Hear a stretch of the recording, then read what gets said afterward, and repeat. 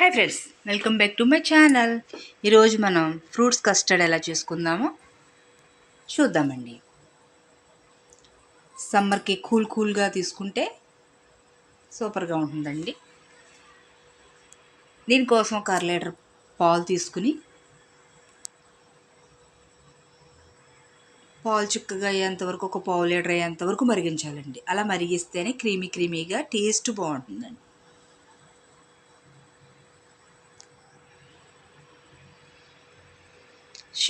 బయట షాపుల్లో దొరుకుతుందండి వెనీలా కస్టర్డ్ అని.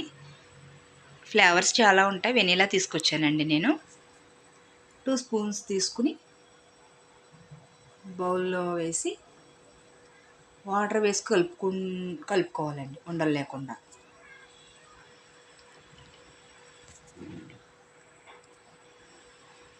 ఈ కలిపిన మిశ్రమాన్ని తీసుకెళ్ళి పాలు చిక్కబడిపోతాయి కదా, దానిలో వేసి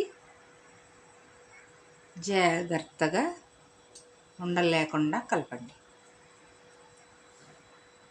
ప్లీజ్ ఫ్రెండ్స్, సపోర్ట్ చేయండి. నా ఛానల్ని సబ్స్క్రైబ్ చేసుకోండి. పాలు చిక్కగా అయిపోయినాయండి. కస్టర్డ్ వేస్తా కలుపుతూ ఉండండి. ఒక 5 నిమిషాలు అయితే సరిపోతుందండి. ఉండలు లేకుండా కలపండి.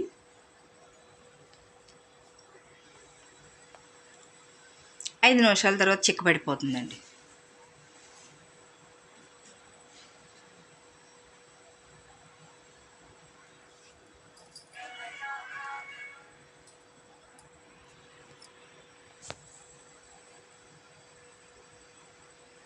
ఈ మిశ్రమాన్ని ఒక అరగంట సేపు డీప్ ఫ్రిడ్జ్లో పెట్టుకోవాలండి.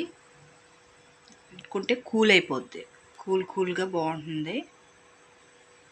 మనం కట్ చేసిన ఫ్రూట్స్ కూడా ఒక అరగంట సేపు పెడితే బాగుంటాయండి. ఇప్పుడు పంచదార వేసుకుందాం.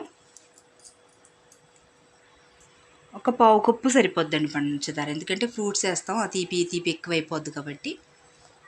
ఇప్పుడు నేను అరగంట సేపు పెట్టిన తర్వాత బౌల్లోకి తీసుకుంటున్నానండి కస్టర్డ్ని.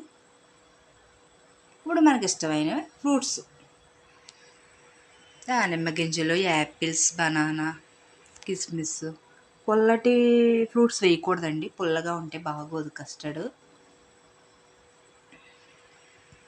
చక్కగా మిక్స్ చేసి